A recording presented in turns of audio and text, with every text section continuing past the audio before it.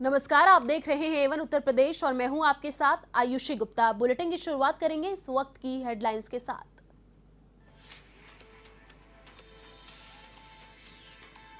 UP में और गहराया बिजली संकट, गांवों में भारी कटौती। आपको बता दें, मुख्यमंत्री योगी ने केंद्र को लिखा पत्र, बिजली घरों में कोयले का भंडार काफी कम बचा।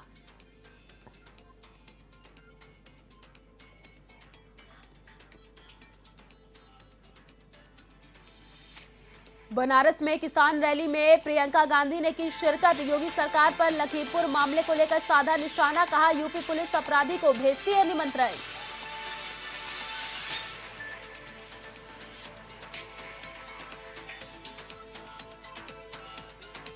सहारनपुर में सपा का मिशन 2022, गुर्जरों के कद्दावर नेता रहे यशपाल सिंह की 100वीं जयंती के कार्यक्रम में शामिल हुआ अखिलेश यादव, जनसभा के दौरान योगी सरकार पर साधा निशाना।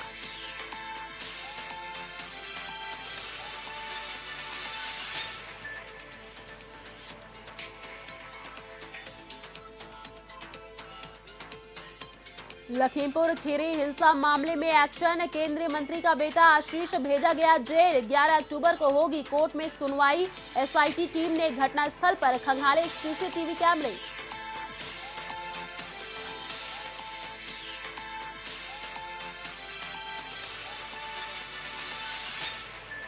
गोरखपुर में मनीष गुप्ता की हत्या मामले में एसआईटी टीम ने आरोपी दरोगा और एसआई को किया गिरफ्तार। दिन में आरोपी दरोगा के घर पर पत्नी और बेटे से की थी पूछताछ, 1 लाख का इनाम था आरोपी दरोगा पर।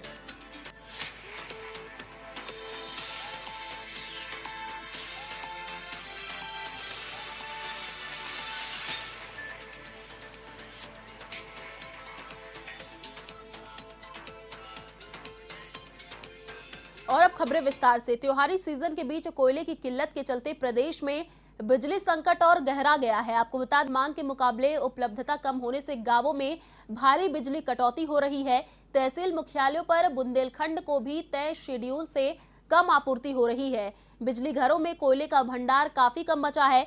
कोयले की आपूर्ति जल्द ही सामान्य ना हुई तो पूरा प्रदेश बिजली संकट की चपेट में आ सकता है। स्थिति को देखते हुए मुख्यमंत्री योगी आदित्यनाथ ने प्रधानमंत्री नरेंद्र मोदी और केंद्रीय कोयला मंत्री को पत्र भेजकर यूपी को अतिरिक्त बिजली उपलब्ध कराने और कोयले की आपूर्ति सामान्य कराने का अनुरोध किया है।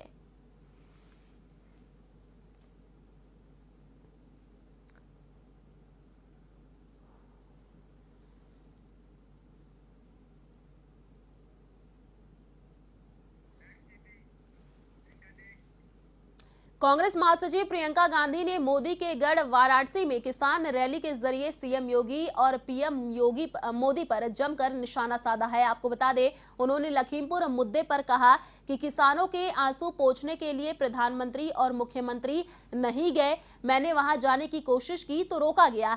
हर तरफ पुलिस की घेराबंदी की थी। प्रियंका ने तंज कसा कि यूपी पुलिस ने अपराधी को निमंत्रण भेजने की बात करने के लिए क्या किसी देश में ऐसा देखा है कि किसी अपराधी को पुलिस निमंत्रण दे। प्रियंका ने कहा कि गृह राज्य मंत्री का इस्तीफा होना चाहिए। प्रियंका गांधी ने कहा, लखीमपुर में मैं जब किसान नक्षत्र सिंह के घर गई तो परिवार ने बताया कि उनका बेटा सीमा सुरक्षा बल में दाखिल हुआ है।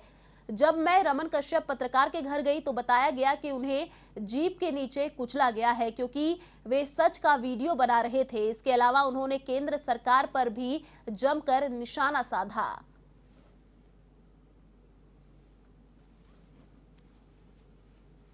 नवरात्रि चल रही है। इस समय मुझे उचित लगा कि मैं आपसे अपनी दिल की बात कहूं।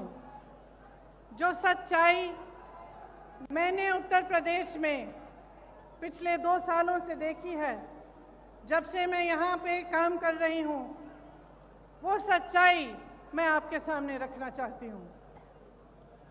शुरू में जब मैंने यहाँ काम करना शुरू किया तो एक घटना हुई यहाँ से कुछ ही दूर सोनभद्र में।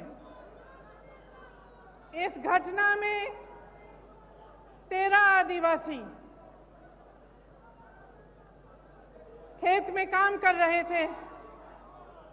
जब पुलिस प्रशासन की सहमति से कुछ लोग उनकी ज़मीन लेने की कोशिश कर रहे थे। वो लोग आए, ट्रैक्टर, जीप लेके आए और उन्होंने मारपीट की, गोली चलाई और 13 आदिवासियों को शहीद किया। सोनभद्र में नरसंहार हुआ। जब मैं उनसे मिलने गई तो मेरे मन में एक बात बहुत स्पष्ट मुझे लगी। जिस परिवार के पास मैं जा रही थी, वे कह रहे थे हमें मुआवजा नहीं चाहिए, हमें पैसा नहीं चाहिए किसी सरकार का, हमें न्याय चाहिए।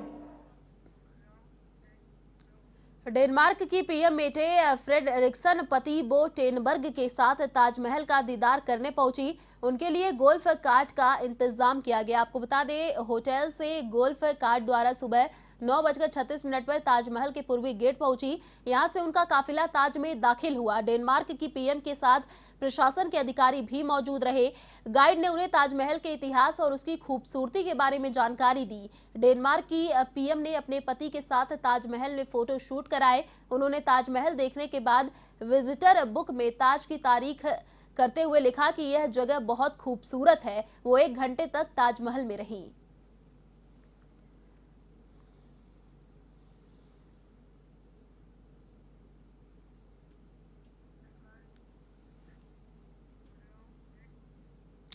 यूपी के लखीमपुर हिंसा के मुख्य आरोपी और केंद्रीय गृह राज्य मंत्री अजय मिश्र के बेटे आशीष को गिरफ्तार कर जेल भेज दिया गया है। अब 11 अक्टूबर को कोर्ट में सुनवाई होगी। इससे पहले करीब 12 घंटे तक पूछताछ की गई। आशीष पर मर्डर, एक्सीडेंट में मौत, आपराधिक साजिश और लापरवाही से वाहन चलाने की धाराओं में केस दर्ज किया गया है। मजिस्ट्रेट के सामने कलमबंद उसके बयान दर्ज किए गए हैं। तो वहीं आशीष का क्राइम ब्रांच में ही मेडिकल टेस्ट हुआ है। डीआईजी उपेंद्र कुमार ने बताया कि आशीष मिश्रा जांच में सहयोग नहीं कर रहा है, कुछ सवालों के जवाब भी नहीं दे सका, इसलिए उसे गिरफ्तार किया गया है।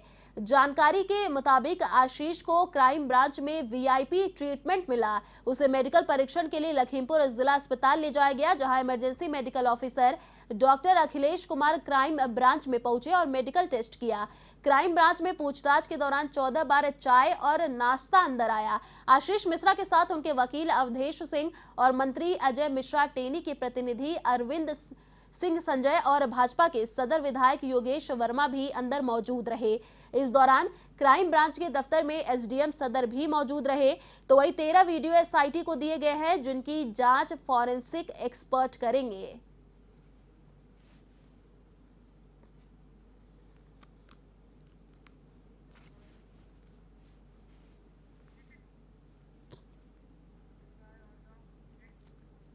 लखीमपुर खीरी हिंसा मामले में मुख्य आरोपी आशीष मिश्रा की गिरफ्तारी के बाद एसआईटी टीम ने तिकुनिया घटना स्थल पर पहुंचकर घटना स्थल का निरीक्षण किया।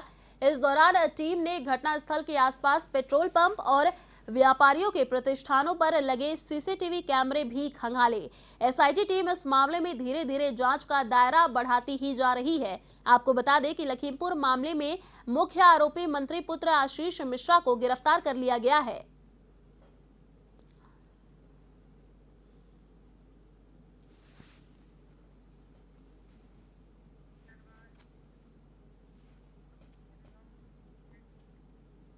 उत्तर प्रदेश के पूर्व मंत्री चौधरी यशपाल चौधरी की 100वीं जयंती पर समाजवादी पार्टी के अध्यक्ष अखिलेश यादव सहारनपुर पहुंचे। यहां कार्यकर्ताओं ने उनका भव्य स्वागत किया। इस मौके पर जनसभा का भी आयोजन हुआ, जिसमें अखिलेश यादव ने जनता को संबोधित किया। इस मौके पर अखिलेश यादव ने भाजपा की केंद्र और प्रदेश सरकार पर जमकर हमला बोला। उन्होंने कहा कि त्योहारों के बाद योगी सरकार के दिन खत्म होने वाले हैं। उन्होंने कहा कि धोखा देने वालों और झूठ बोलने वालों से सावधान रहे। मुख्यमंत्री योगी आदित्यनाथ सिर्फ नाम बदलने में विश्वास रखते हैं। नाम बदलने के अलावा प्रदेश में कोई विकास कार्य नहीं कराया गया। इस मौके पर अखिलेश ने किसानों को भी साधने की कोशिश की। उन्होंने कहा कि समाजवादी पार्टी किसान को साथ लेकर चलने वाली पार्टी है, लेकिन इनकी सरकार में किसान को गाड़ी से कुचला जाता है। इस सभा को सपा की तरफ से चुनावी आगाज भी माना जा रहा है।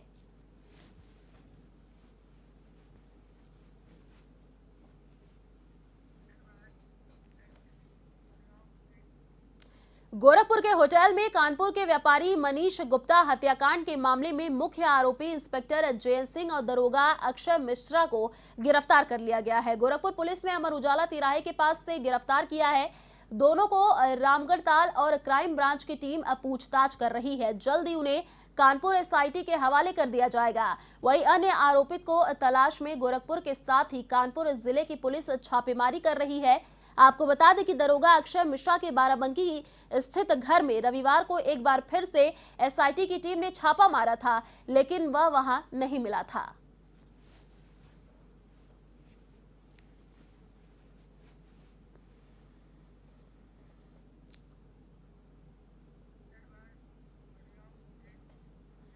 अमरोहा के रजबपुर में 11 अक्टूबर को रालोद अध्यक्ष जयंत चौधरी की रैली आयोजित की जाएगी।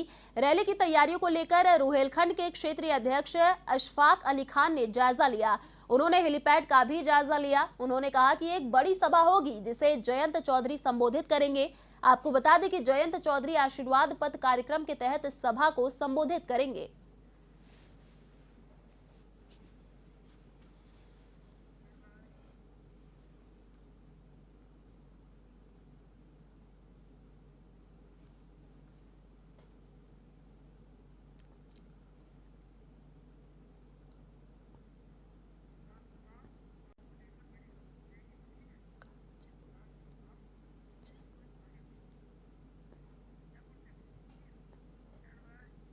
यूपी में एआईएमआईएम भी चुनावी बिसात बिछाने में लगी हुई है। इसी के तहत एआईएमआईएम के राष्ट्रीय अध्यक्ष असदुद्दीन ओवैसी बलरामपुर जिले के सादुलनगर पहुंचे। इस दौरान उनका कार्यकर्ताओं ने जोरदार स्वागत किया। उनके साथ एआईएमआईएम के प्रदेश अध्यक्ष शौकत अली और राष्ट्रीय प्रवक्ता सैयद वकार भी मौजूद रहे। ओवैसी यहां उतरौला विधानसभा सीट के घोषित प्रत्याशी के लिए सभा करने पहुंचे थे।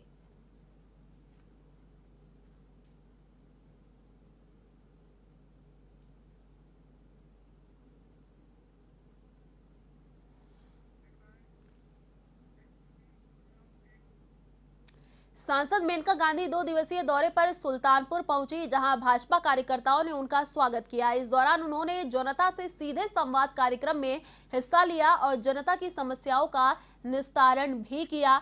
वहीं उन्होंने प्रधानमंत्री उज्ज्वला योजना के तहत गैस सिलेंडर और चूल्हे का भी वितरण किया। वहीं जम्मू कश्मीर में हाल ही में हुए हत्याकांड को लेकर उन्होंने कहा कि ये एक दुखद घटना है। हालांकि अब कश्मीर से पहले में काफी सुधार देखा जा रहा है।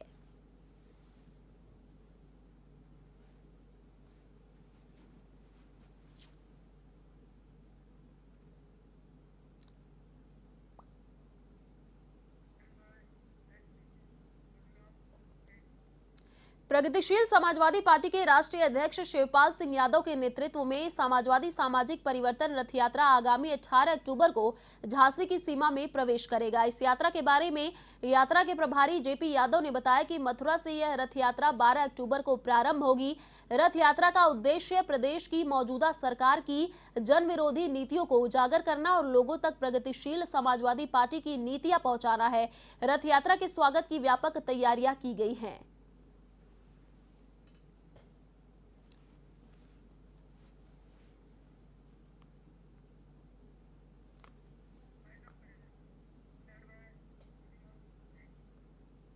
फिलहाल इस बुलेटिन में इतना ही। देश और दुनिया की तमाम बड़ी खबरों के लिए देखते रहिए A1 टीवी। नमस्कार।